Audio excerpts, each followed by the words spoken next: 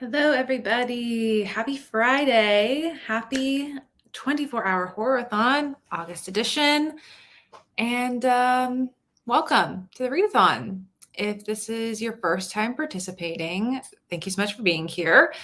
I do this every other month where we read a horror book together. We watch a horror movie together. You can read whatever you want, chat about it in the Discord. All the details are always down below. If you've done this before, welcome back. So happy to have you back here again. Let me know as everyone is joining what you're going to be reading tonight. Even if you're not reading for the read-a-thon, you're just hanging out looking for some reading sprints. Totally fine. Everyone's welcome here. I'm going to be reading the buddy read as I usually do during these sprints. And this edition, our buddy read is Hurricane Season by Fernanda Melchor, which is a translated novel, translated by Sophie Hughes. And this is a little bit on the longer side for what we read. I mean, it's 200 pages, but it's very full pages of text. So I'm not sure if I'm going to get through the whole thing on sprints tonight like I usually do, but we're going to get as far as we can until I get tired.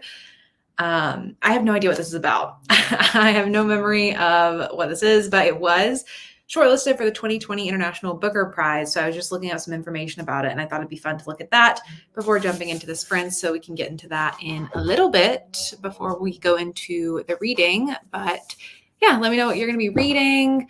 Let me know how you've been doing. It feels like it's been a while since we did the last one. I think we did a round in June, but it just feels so long because it was the summer months and it feels like a lot's happened. So it is great to be back with everyone. Hi, Courtney. Thank you for joining. Hi, Sarah. Hi, Jeremiah. Hey, Allie. Hello, hello. Welcome, everybody. Hello. I love that little image. That's so cute. Already read the buddy read and found it to be a little on the dense side. It definitely looks dense just from like a text perspective. So I don't know. I might have to look for an audiobook too. I will be reading The Stand. That is a longer one too, I think, isn't it? Stephen King. I haven't read that one, but I've heard very good things about it. Hello. 70 pages of I Was a Teenage Slasher left. Nice. I am thinking about picking that one up. I'm a little back and forth. I don't know if I'm going to love it because I have not loved a Stephen Graham Jones novel before. I feel like I like his shorter stuff better. And people that I've aligned with are saying that they're not loving it. So I'm unsure, but I do have the audiobook from the Libro FM program. So I think I'm going to try. I did the first chapter in a video I did a couple weeks ago, but I think I might try to listen to a little more before. Is it the Literally Dead book club pick, or is it Gabby's book club pick, or is it both and they're combining? It's one of those things. And I think that's the Sunday is the discussion for that. So I'll see if I can get into it before then. Hello, Andrea. Ooh, good to hear. Hello. Hey, Leslie. Haven't been to a sprint in a while. I'm reading Stephen King's new short story collection. Lots of people are reading King tonight. What's that one called? We Like It Darker. I Like It Darker. Something about darker things. I haven't heard a single review of that yet, which is really surprising because I feel like usually a lot of people are reading King, but let me know how you're liking it. Hope I can really read tonight. My brain has been fried this week. Yeah, I went on a vacation, not this past week, but the week before. So this was my first week back at work. And it's always rough to get back to work after having a vacation week. And my brain also feels a little fried. And I didn't read when I was on vacation. So then I came back from vacation. I felt very behind in everything I wanted to read this month. And I haven't been loving a lot of what I've been reading since then. So I feel like I've been reading a lot because I'm like trying to find good books. So I'm also very much in a reading mood, which is always nice when you have sprints. Currently reading Your Blood, My Bones. I haven't heard of that one. Also reading Hurricane Season. Didn't get my hands on a physical copy, but I got the audiobook. Nice. You'll have to let us know if the audio is good. Maybe I'll read the buddy read. I did just find, oh, nice. And Libby.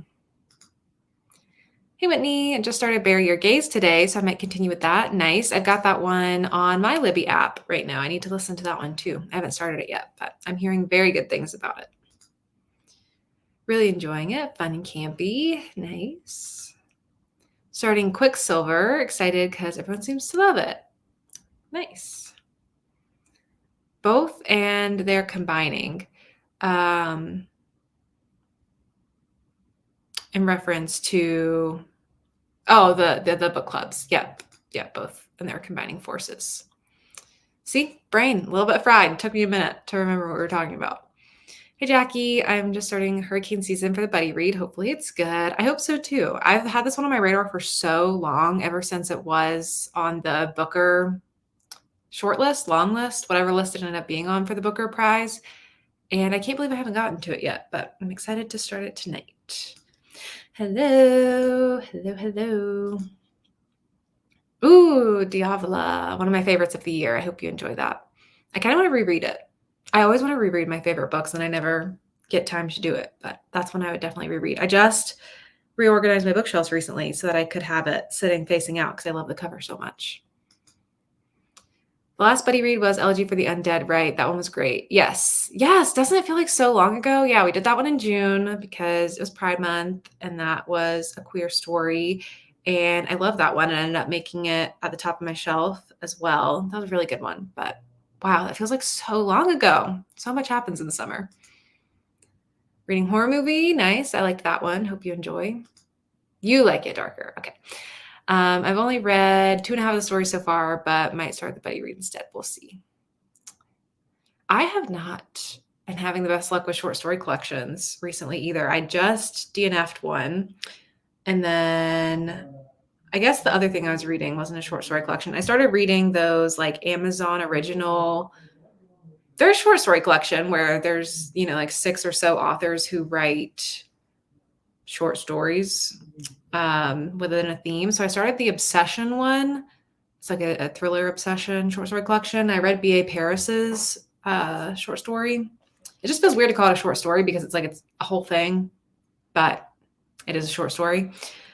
That was okay, but I'm like not getting pulled into shorter stories right now. Finishing Eat Your Heart Out, then gonna start Teenage Slasher or maybe horror movie. Both good picks.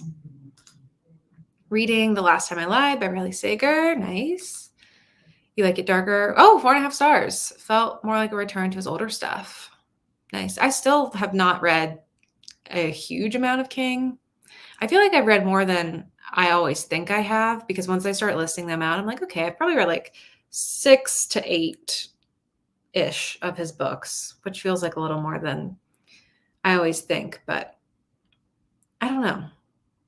I don't know how I would describe which Stephen King books I like and which ones I don't. I don't know that there's a pattern in like the year that they were released or the length or the themes. It's just like sometimes I like them and sometimes I very much don't like them. Finishing Sherry Lapina's What Have You Done? I was waiting for this to finish the last 30 pages. Nice. Are you liking that one? I am currently getting together a list of all of the new thriller books from the year that I haven't read yet, because I've not been reading as many thrillers this year as I usually do, because I've been reading so many more mysteries and enjoying mysteries more. And we're getting close to Goodreads Choice Awards season. And I always do the predictions for what I think is going to be in the mystery thriller category and the horror category and what I think is going to win. And I started kind of preparing for that, putting my list together of the top thrillers of the year and looking at like ratings on Goodreads, all the stuff that I do. And I realized I have not read as many new releases that I think will be in that kind of category as I usually have by this point in the year. So I'm putting together a list of ones I want to catch up on. This is one that ended up on my list. I don't usually read Sherry Lapina's books. I think I've only read one book from her, but this one ended up being on the list because it looks like one that might make it into that circle at the end of the year. So very curious to hear your thoughts on if you're enjoying that one. Yeah, 4.5 is a good rating. Reading Because You're Mine by Christopher Triana. Also just finished Well, I should have just asked all of you. I'm like, I haven't read a single review. And you're like, I've all read it and I've loved it. Good ones in it. Nice. Definitely one in there that's more of a novella than a short story, but that's King for you. Yeah, that seems pretty usual for him. King kind of admits that his writing is like that. It's either good or it's not, but there sure is a lot. Yeah. And you know what? It works for him. There's something for everyone with King. Yeah, definitely. When you write that much, you're bound to write something that people will enjoy.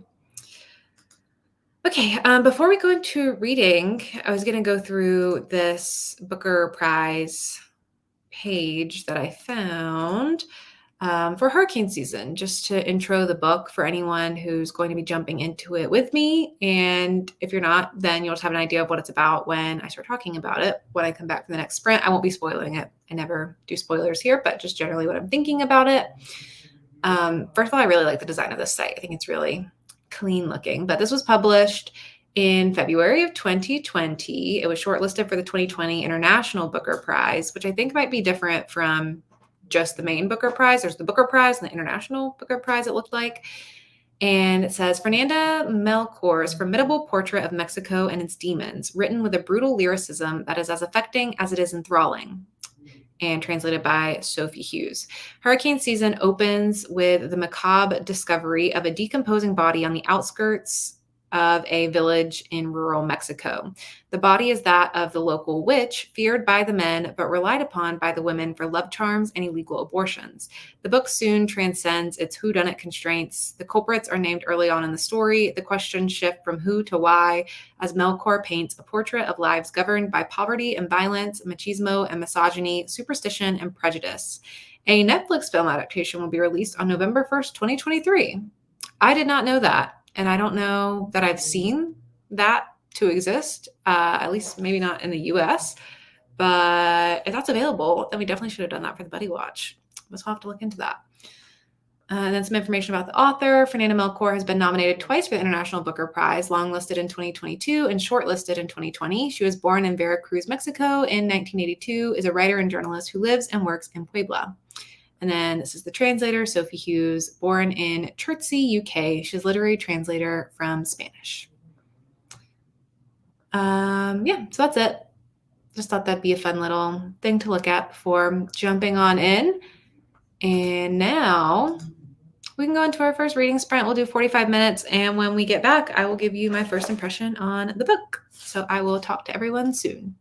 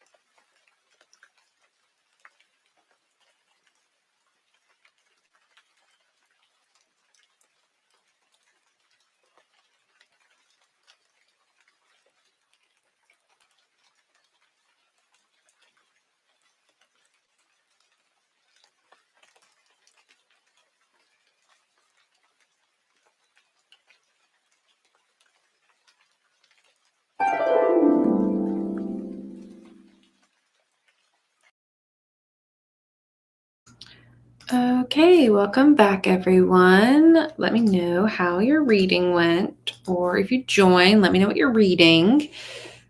I got 34 pages in to this 200-page book, and it's been an experience so far. If you just joined, I'm reading the Buddy Read Hurricane Season. These are the longest sentences that I have ever read in my life. I want to read you a sentence. I'm just going to pick one.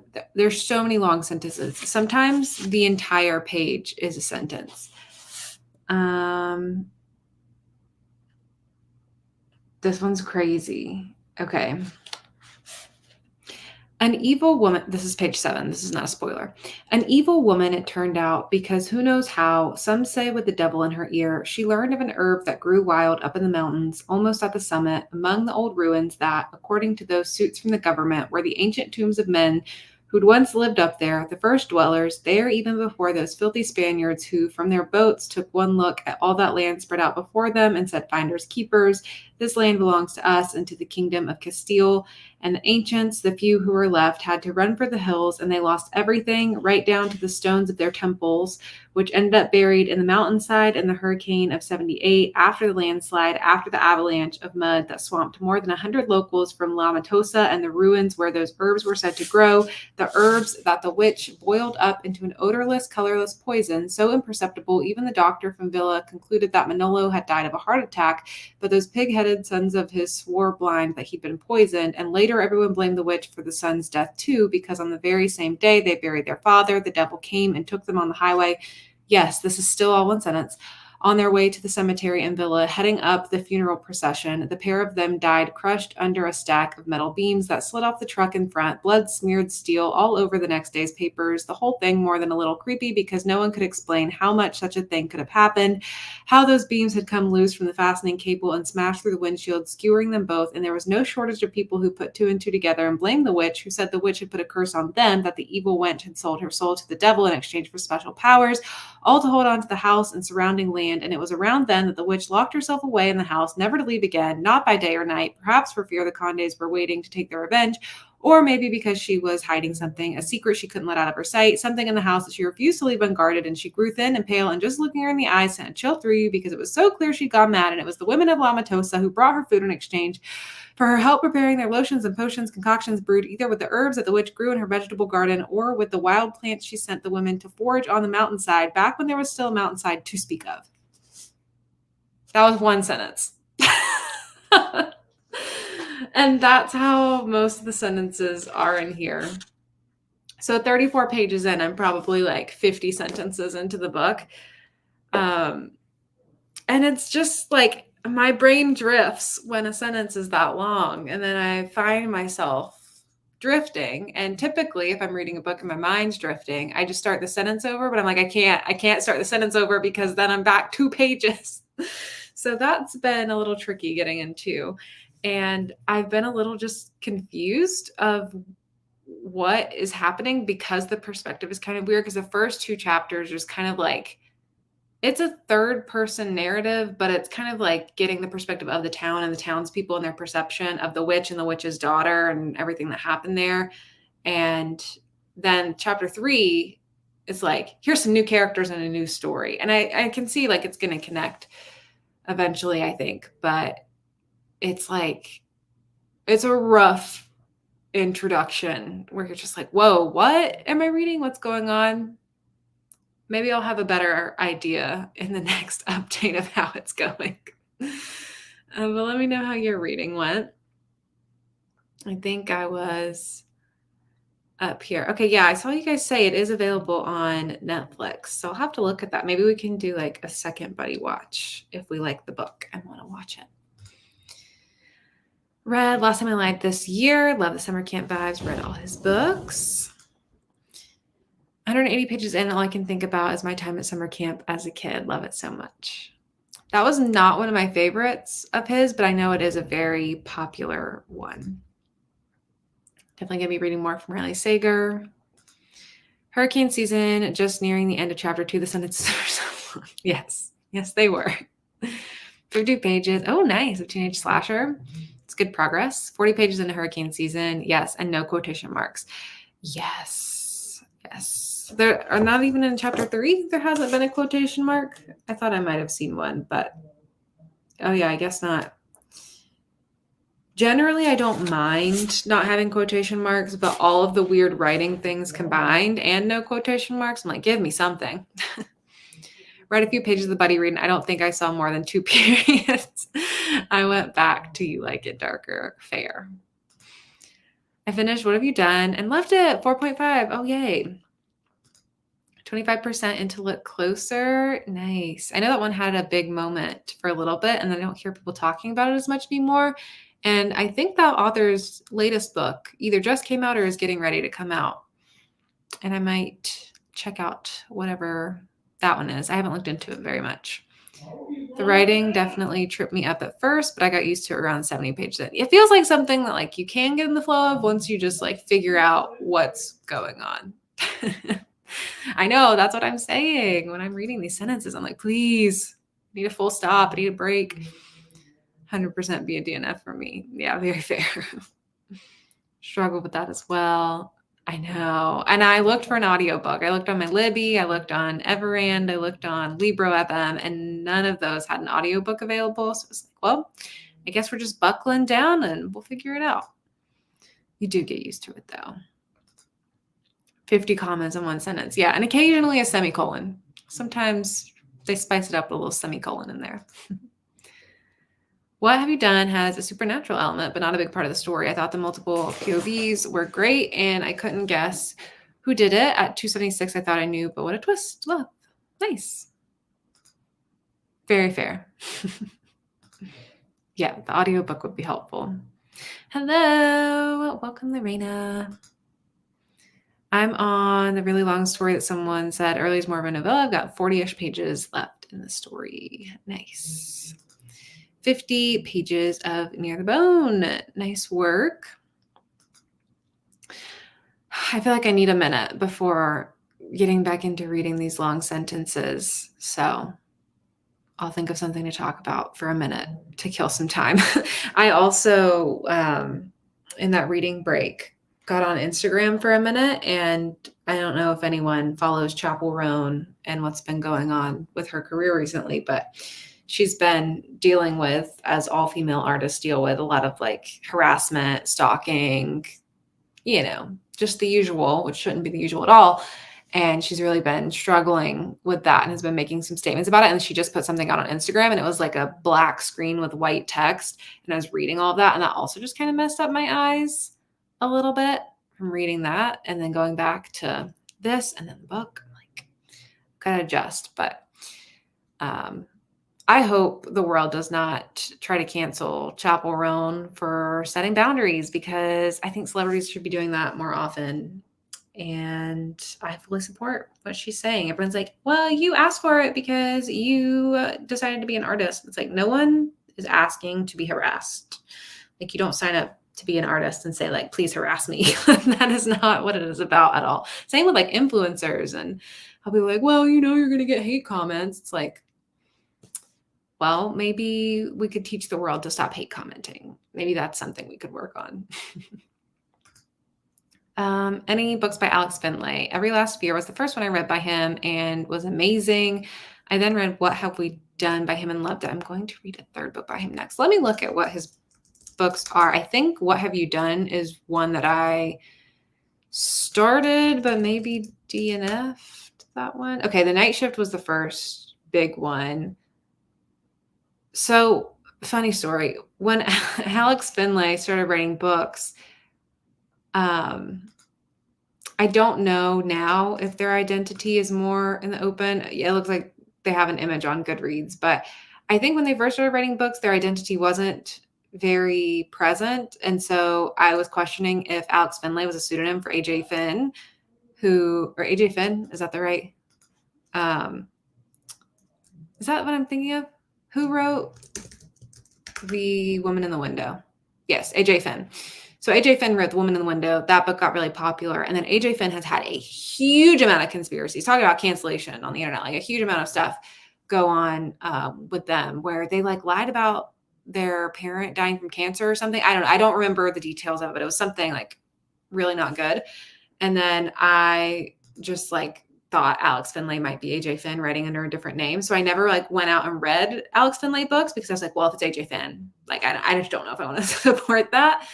But I did at one point try that one. What Have We Done? And I didn't love the writing style of that one. I ended up DNFing it halfway through, but I have been looking at the latest book, If Something Happens to Me, because that also seems like it could be a Goodreads Choice Awards contender. So that's on my list of like, maybe I'll check that one out. I have a lot of newer thrillers that are all available now on my Libby app. So I have them all in, you can like tag things in Libby. And so in probably a week or two, I'm going to try to do a video where I just get through as many new thrillers as I can to catch up. And that is one that is potentially on the list. Opinion on the Blake Lively drama. Okay, this is kind of connected to the Chapel Roan thing. I am so exhausted by women attacking women on the internet because it just feels like there's a lot happening right now. We don't know these people. No one knows Blake Lively. Like Blake Lively could be the best person. She could be the worst person. The reality is she's probably something in between because she's a human being and, we're all something in between. And if all my worst moments were out there, people wouldn't like me either, And then there was like all this stuff going on TikTok this past week with, if anyone has followed the whole like Hallie and Sophia influencer drama and like Hallie's boyfriend broke up with her and then Sophia went on this date but they broke up and now they're back together. And then Sophia's now coming back online talking about how she went on a date with him and he was so talkative, but everyone's saying like, he's not talking to her. Like he hates her. I'm like, you guys don't know these people. Like you don't know anything about their relationship. And now everyone's like, oh, I hate this redheaded girl. I'm like, everyone stop. Like, don't just attack someone with no information. So that's also how I've been feeling about the Blake Lively thing. And like, It Ends With Us is a movie on a sensitive topic. If anything, should be the discussion point of what's going on. It's like the marketing, which has been the problem with It Ends With Us for as long as that book's been out, and all of the marketing that's happened over the years is it continues to be pushed as a romance book. And, people are going to want to know things before going into a book that is entirely about domestic violence. They don't want to like not know that going into it. And then remember when Colleen Hoover was going to do a coloring book and everyone's like, why would you do a coloring book? Like, are we going to be coloring bruises? Like, why would you do a coloring book for this kind of story? I understand the perception of wanting it to be a story about like celebrating hope in women and being so much more than one thing that's happened to you. And I think that's all fine too. But anyways, my takes are very nuanced. And I think Blake Lively is probably just a very normal person who has sometimes been mean to people. And I did see the interview clip where the interviewer like congratulates her on her little bump because she's like several months pregnant. And Blake Lively was like, congratulations on your little bump. It's like, what was that? You shouldn't have said that. I don't know. But anyway, I don't know. I'm not above being invested in the drama because I'm nosy. So don't get me wrong. I've seen hours worth of information about this and speculation of like what could have happened between Justin Baldoni and Blake Lively. But I just don't like specifically when that starts turning into attacking women on the internet because there's been so much of that recently. I'm like, sure, talk about the drama because it's fun. Sometimes you just be invested in celebrity drama, but don't make accusations with no information because none of us know these people at all. And that is my soapbox. Hello, this is my first sprint. Oh, welcome. Glad you could make it. Totally agree. Being an artist is a job and they should be able to be off the clock when they want to be. Exactly. After what happened to Selena, John Lennon, Versace, Christina Grimmie, I mean, maybe fandom needs to tone down and not think that they own these artists' lives. Yes. There's so much parasocial relationships in the age of the internet, and it's just getting worse and worse because people think they know celebrities because they're having these moments with them online. It's like, you don't know them. You know this much of their life that they choose to show you and that they curate. So I think we're going to reach some kind of turning point, and I think it's awesome to see people like Chapel Roan stand up and say like, "Hey, this is not okay," and be part of the change of turning things around for people. I think about that a lot with mommy bloggers too, and just protecting children and children, like children actors and everything that's been coming out about children actors in the last couple of years. I think we're going to have a very similar thing happen with like the mommy influencing, mommy blogging, mommy vlogging space. And then thinking about celebrity culture and parasocial relationships and on influencers as well. I think that's going to be a wave as well. So I just can't wait to get there and to see things go in a good direction. So glad I don't do TikTok. I'm too old for drama. It ends with this is very triggering for me, but I think it's an important conversation that needs to be had.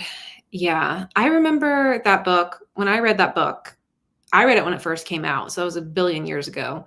And it was very meaningful and very impactful for me at the time, just because of my own life situations and generational things. And, it has an impact when it reaches you at a time it needs to reach you. I did go see the movie, and it's been so long since I read the book that I can't really speak to the adaptation directly. But there's like things that happened in the movie. I'm like, oh yeah, I remember reading that in the book. And generally, I thought it was a very like beautiful movie in terms of like the color editing of it and the wardrobe, which I know people didn't love the wardrobe, but I'm like, I don't know. It was very visually appealing. The flower shop, like just the vibes of the restaurant, and the way it was shot, I think was a very visually appealing movie. And I did tear up a little bit while watching it because it does naturally, trigger you and make you emotional.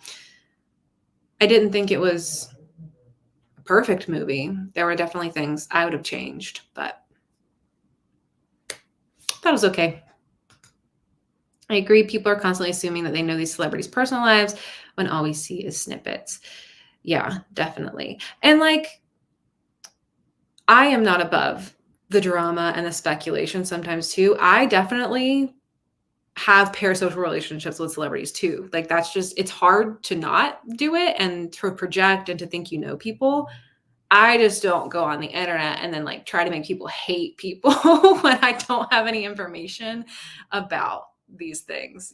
There's a difference in like objectively seeing something that someone does is bad and wrong and then turning against them and not wanting to support them anymore because of those actions, and then just like guessing about things of people and going out and saying all these bad things. I'm like, listen, I'll call my best friend, and I did call my best friend, and we talked about the Blake Lively thing for like an hour the other day, just because it's, what you talk about in culture. But that's just a little chit chat we had, I'm not swaying the masses. I'm reading the Buddy Read Hurricane Season tonight. Watched it with my mom. Oh, not what I expected, but still brought emotions up. Yeah, I imagine it was like even more emotional maybe watching it with your mom, just because of the nature of the story.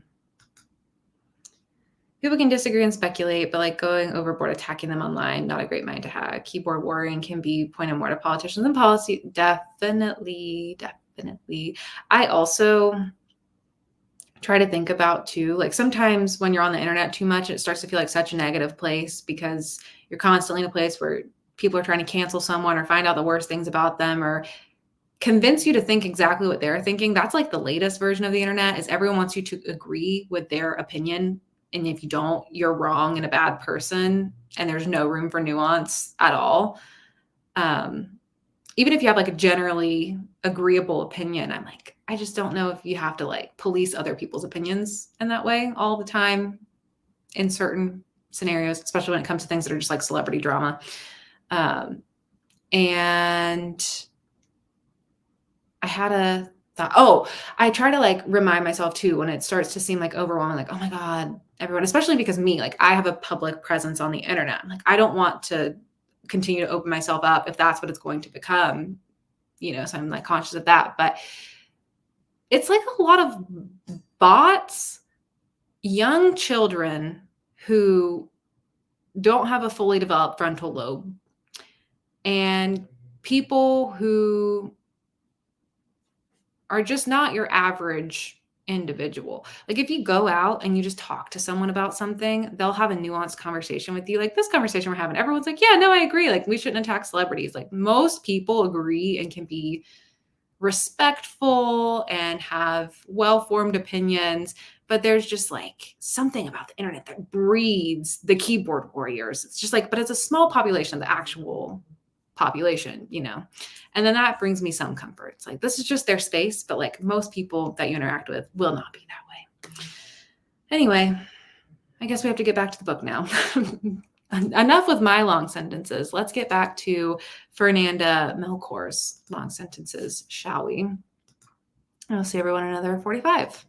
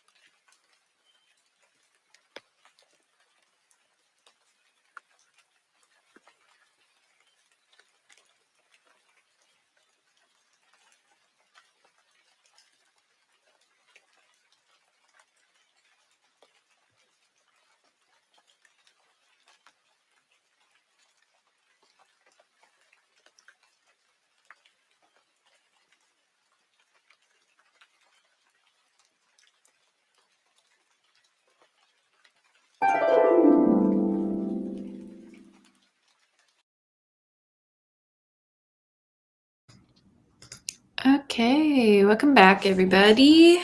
Let me know how your reading went. I got to page 68. Not bad. Currently, I'm in chapter 4, I think. Yeah, chapter 4.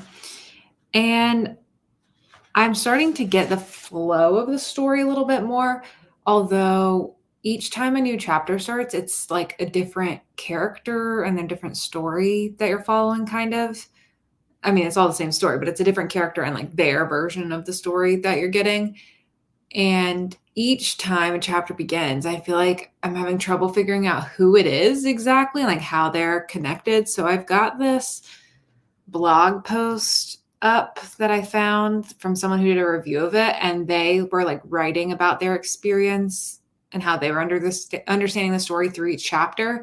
So I'm like always referencing that when I'm reading to be like, okay, wait, is this the cousin? Who is this to the cousin? So basically the story starts like the body's found of this witch.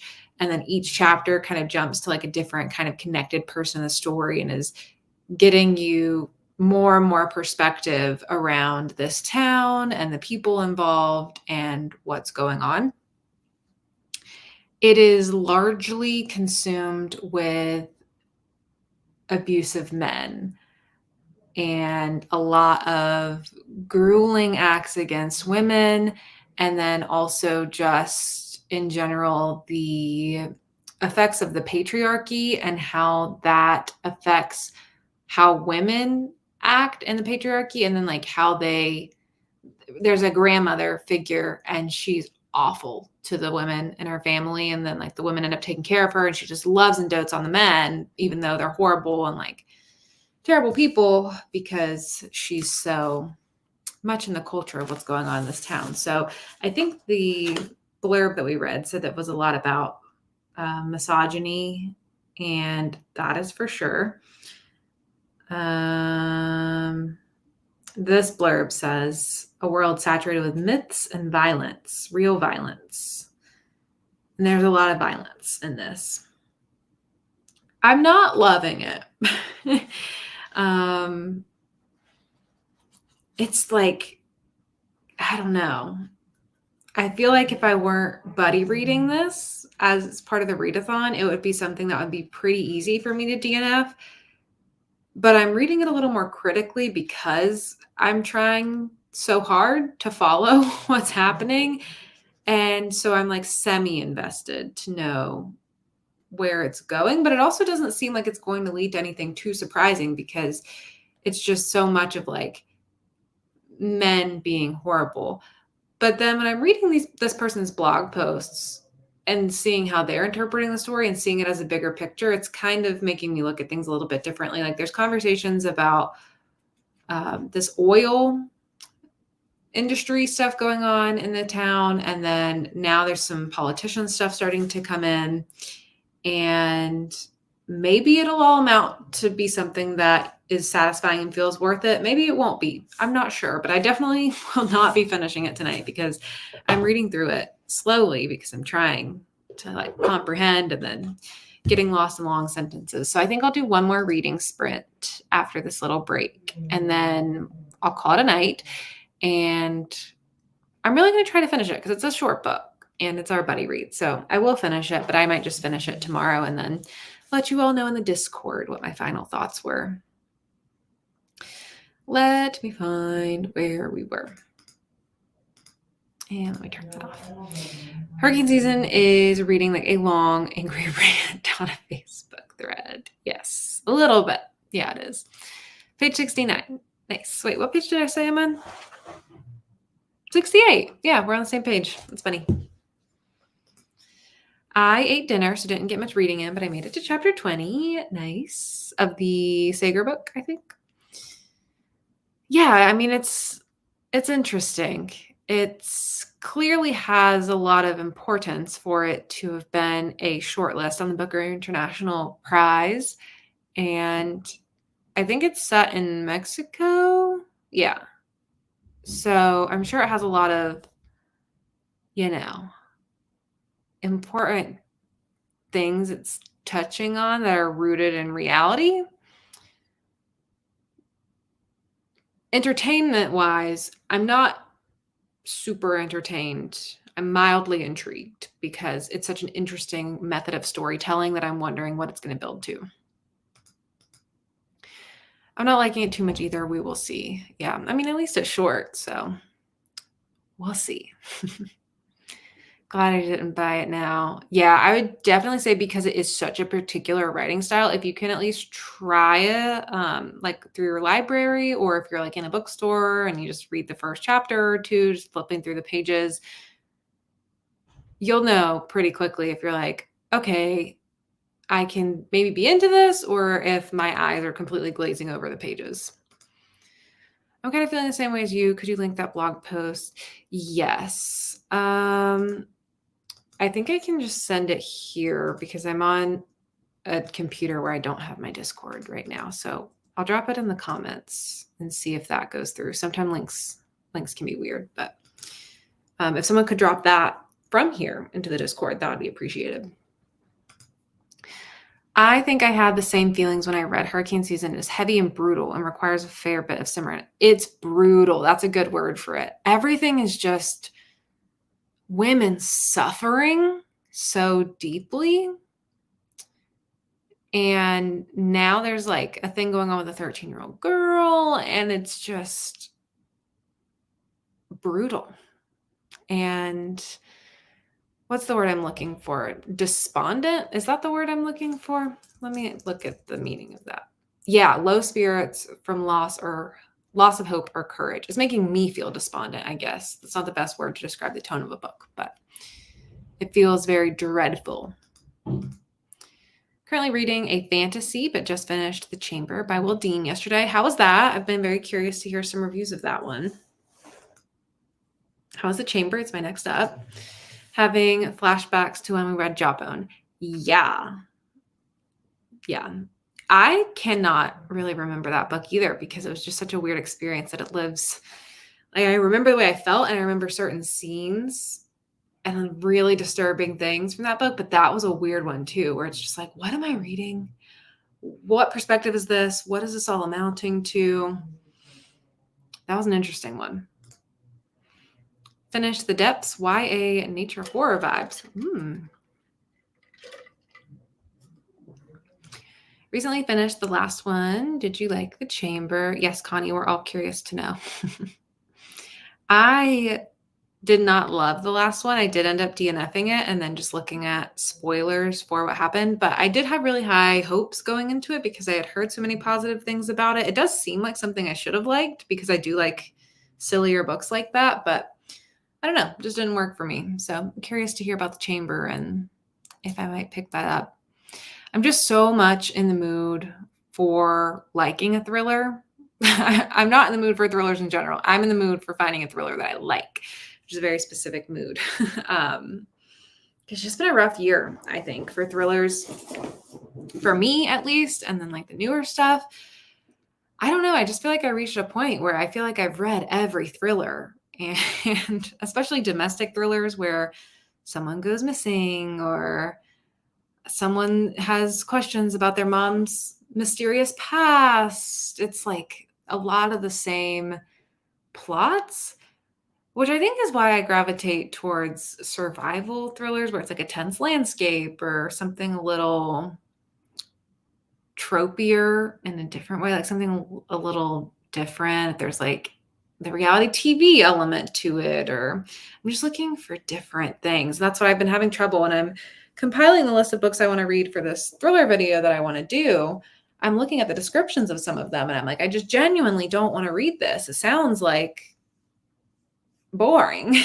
And I fear that it's going to be in the Goodreads Choice Awards. And I would rather start knocking them out now so that when those awards actually come out, I don't have to read, because I want to do the category again. I read the category last year, but what I did last year was there's 20 books that end up on the long list.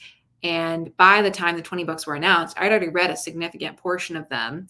And then I just kind of guessed what I thought would make it to the top 10 / what I was most interested in reading. And then I read more of those. And so by the time the awards were finished, I ended up reading like 16 or 17 out of the 20 books, something like that.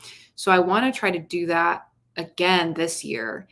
And if I can work ahead now, I think I can probably complete the whole category, because I feel like I'm more willing this year to read books that I'm not as interested in for the sake of completing the video than I was last year. Because last year I got to a point where I just didn't want to read a couple of them, like The Leftover Women. I just wasn't, or Woman, I didn't want to read because I think it was historical. It just didn't seem very interesting to me. The Last Devil to Die by Richard Osman was on there, and I was like, well, I'm not going to read all the Thursday Murder Club books. And now I've read them all. Like at this point, I've read them all, except for that last one. I still have to read the last one, but I'm like, I'll read a series. I'm more into audiobooks right now than I was at this point last year. So I'm like, I can always just fly through some audiobooks and get caught up on something. So anyways, trying to compile that list of thrillers, trying to find motivation to read some of the ones that seem less interesting. But that's why I think I also want to do a video that's just like a lot, because then I'm okay if I DNF several of them and just keep reading until I get through like 3 full books and see what I get to. Because even by the time the Goodreads Choice Awards comes out, if I read like 25% of a book or more and DNF'd it, I'm not going to go back and finish it if I know I didn't like it, but that kind of counts in my mind as like I gave it a fair shot. So that's where my brain's been at. I'm trying to find some stuff, but they just sound boring to me sometimes. I really like The Chamber. Couldn't put it down. The last one I thought was ridiculous, but I read the whole thing. Ridiculous in a good way or ridiculous in a bad way? I also thought it was ridiculous, but I usually like ridiculous books, and that one just wasn't a ridiculous one that I enjoyed. Took me a while to get into the last one, but I was in shock at the twist. It is a very surprising twist. Definitely ridiculous, but I didn't expect it. Finished The Chamber recently, and it didn't really deliver for me. It was a bit slower than expected. I'm going to tell you guys what is on my radar, and tell me if you've read any of them and if you know they're good, because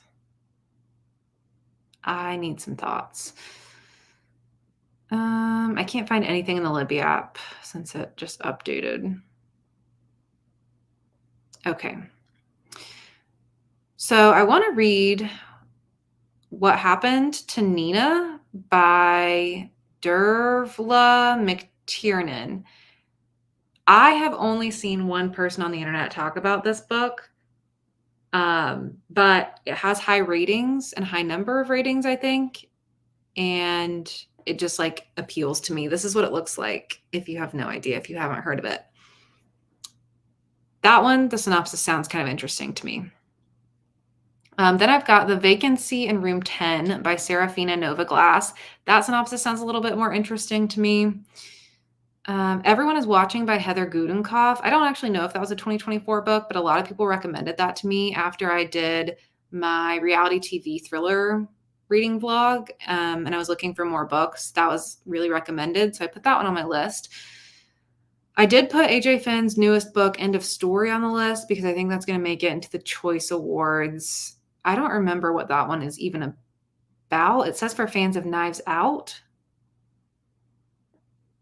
A reclusive mystery novelist is writing to his longtime correspondent, an expert in detective fiction. With mere months to live, the writer invites the correspondent to his mansion to help draft his life story. While living alongside his beautiful second wife, his nephew, and daughter, Nikki finds herself caught in an irresistible case of real-life detective fever. 20 years earlier, Sebastian's first wife and teenage son vanish from different locations. Okay, that actually sounds pretty interesting to me. This is what I like, is when there's like a little more complexity to a thriller or a mystery. So that one I'll probably try to read. I do really want to read Just Another Missing Person by Gillian McAllister because that synopsis sounds good, but that was a 2023 book, so it's not going to be in the awards. The New Couple in 5B by Lisa Unger. I did not think that sounded particularly interesting, but it looks like it might be on the list. If Something Happens to Me by Alex Finlay. I think that didn't sound super good to me. It's like someone dies and then they find a letter in the glove box that someone wrote, if something happens to me, ... And it's like solving the mystery of what happened to them. That doesn't sound like there's enough going on in that one for me necessarily.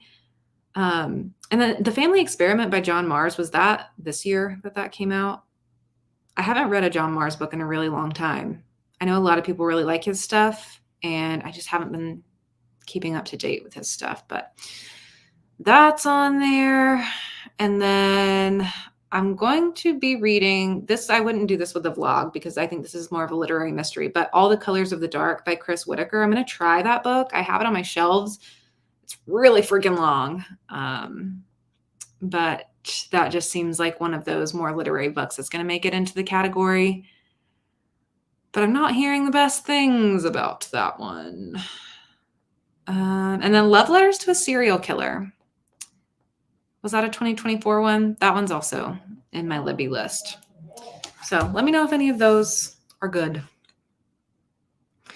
Oh no, DNF'd What Happened to Nina. I've read as The Roommate, and I think it's so. I've never even heard of this author, and I don't know what, like, so I heard of this book from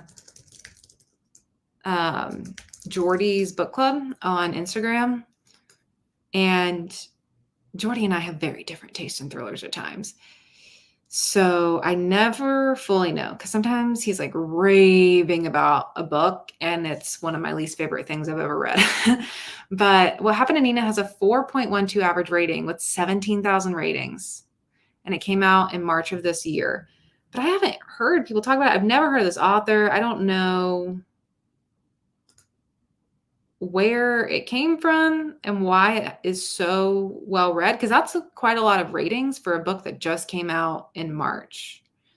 I don't know if it was a book club pick, or I don't know if I'm just somehow behind that I had never heard of this author before. But it's also a terrible cover. It's I'll show you. That's not a very good cover for a thriller. Not very intrigued by that.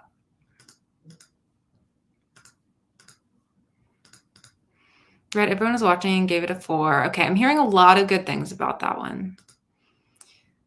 Well, hello, thank you for popping in. Yeah, the cover is so bad. Yeah, I don't know. I'll try a couple. We'll see what happens. I might frame it again, like reading thrillers until I find a 5-star. But that could get out of hand because I have only had one 5-star thriller this whole year, I think. Right? Let me check. That's so insane. It's because I've had so many mysteries that have been 5 stars. But for thrillers, I have 2 5-star thrillers. It was The Other Side of Night by Adam Hamdy, which I had in that video that I did of reading until I found a 5-star. And then One Perfect Couple by Ruth Ware. I gave that a 5-star as well, which I think is an unpopular opinion, but I really enjoyed that book. But it's a survival thriller, and I love a survival thriller. So not a good year for me in thrillers. Not a good year at all. Let's see how many 1-star thrillers I have had this year. I've had 3 1-star thrillers. The Teacher by Frida McFadden, Night Watching by Tracy Sierra, and Middle of the Night by Riley Sager. And those are all new from this year as well. So haven't been super motivated to keep picking them up. Alrighty, let's do our last reading sprint. I'm going to get as far into hurricane season as I can, and I'll let you know my final thoughts of the night. And yeah, talk to everyone in another 45.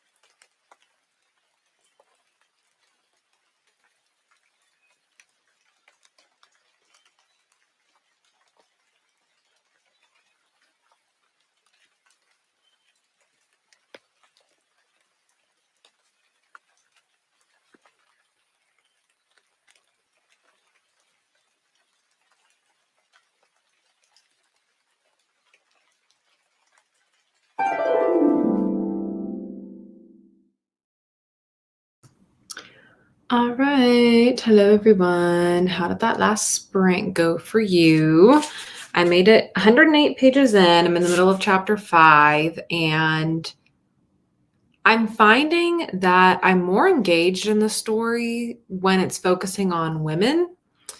And when it's focusing on men, I'm less engaged because this chapter is very women focused, and I'm very engaged in this chapter. It's a miserable book. It is. Ooh, it's a rough read, but it's nice to be engaged more in the story. I feel like I'm getting more out of it. So that was an interesting finding that I had in that latest little chunk. But let me know your final updates of the night and how your reading went. I really liked One Perfect Couple as well, and no one else seemed to. I know. I loved it. I gave it a 5, and then I feel like a lot of people are giving it a 3. But that's what I always say about survival thrillers. I feel like not a lot of people like survival thrillers, but that is what I love. Anyone have any found footage horror movies they recommend? Have you seen Wreck? The staple found footage horror movie. Highly recommend. The Tunnel. Blair Witch Project. Another kind of staple of the genre. I watched that one, Dash Cam, which is a more recent one. And I thought that was horrible. So I don't recommend that one. Yeah. I mean, aren't they all? Every chapter, I feel like, just gets more and more upsetting. Yep, the Ruth Ware, 5 stars. This book drags the brutality. It feels like it wanted to stay on thought and feeling longer and longer. Yeah. Yeah. I can't imagine being in the kind of headspace to write a book like this. Oh my gosh. I just feel like I would feel so miserable. Oh, okay. Thought of a thriller. The Hunted by Gabrielle Bergmosser. It's similar to the pacing, brutality, and atmosphere of No Exit, but takes place in the middle of nowhere, Australian outback. I haven't heard of that one. The Hunted by Gabrielle Bergmosser. There we go. I'll add that one. Check it out on my Goodreads. Cover looks cool. Thank you for that. 100 pages in. Started As Good as Dead by Holly Jackson. I've read 47 pages so far. Nice. Speaking of Holly Jackson, is everyone watching the adaptation of A Good Girl's Guide to Murder on Netflix? Because I am, but I'm watching it very slow. Very, very slowly. I finished the really long story plus one more and half the next one, 60% through. Liking it so far. Good to hear. Really like the movie As Above, So Below. Yep, that's another. I personally didn't love that one, but I know a lot of people do really love it. So another good rec for people looking for movies like that. Just looking through Libby, agree with the thrillers. Anytime it's domestic, I don't want to pick it up. But if it's set in some sort of nature location, I'm interested. Yeah, I want something different with it, you know? Just like missing wife, missing husband. Is my husband a killer? What did my mom do in the past? Those are things I'm not as interested in anymore. I want, if it's going to be that, I need there to be like 4 of those situations going on, following different characters, and somehow it all connects in a crazy way. I've had Hurricane season on my TV already on the audio, and I don't think I can read it physically from what it sounds like. Yeah.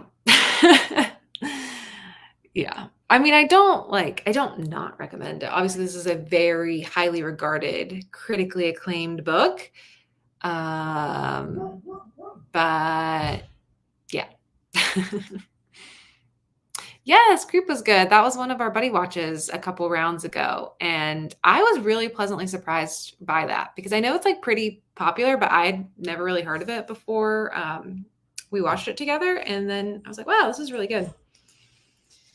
Need to check that one out. Now I'm in Australia. I'm looking for a book set there. Adrian McKinty's The Island is set on an island off of Australia. I know that one. I don't know if The Chain is also set in Australia. And I feel like there's another Australian thriller author that I read. But I don't know. I don't know what that would be. Husband and I watched it and we enjoyed it. Yeah, I feel like it's like just a pretty good, easy little watch. Ah, that's why I couldn't find an audiobook of it. That makes sense. I don't have Audible, so I didn't check Audible. Heard it was a terrible TV show, according to Meg. I know. I saw Megan hated it. I watched her review of it the day that came out. And I think that's why I'm going through it more slowly too, because I was like, oh gosh, well, it's gonna be terrible. But I started it, I'm like, okay, I don't feel like it's terrible, but I also don't feel as much of an attachment to the books as she does. I only read the first one. I did think the first book was really good. I give it a 5-star, but I like don't feel a lot of passion. I wasn't like heavily anticipating the adaptation. And I think she probably was like a lot more excited for it and then a lot more disappointed. Whereas I'm like, it's just something that I'll watch. I'm not expecting a lot from a YA mystery show on Netflix. Yeah, The Island and the Chain. Jane Harper. Maybe that's who I was thinking of. I don't know if I've read a Jane Harper, but I feel like there's like a couple thriller authors who are in Australia. Wait, is Benjamin Stevenson from Australia? Benjamin Stevenson. He's the one who wrote the Everyone in My Family Has Killed Someone books. I think so. Can't confirm for sure, but I think he might be. All right. Well, thank you everyone for joining. I am sleepy from all these long sentences, but I'm going to try to read a little bit more in bed, see how far I can get, and then I'll finish the rest tomorrow. I'll keep everyone updated in the Discord. And if you're not in the Discord and you want to be, that's linked down below. Movie watch will be tomorrow at 8 p.m. We are watching Pearl, which I'm so excited to watch together because I have still not seen Pearl. This will be new to me. I've only seen X, haven't seen Pearl. So super excited to watch Pearl so then I can watch Maxine. And yeah, hope you all join for that. I hope everyone has a good rest of your night and a good rest of the read-a-thon. Bye, everyone.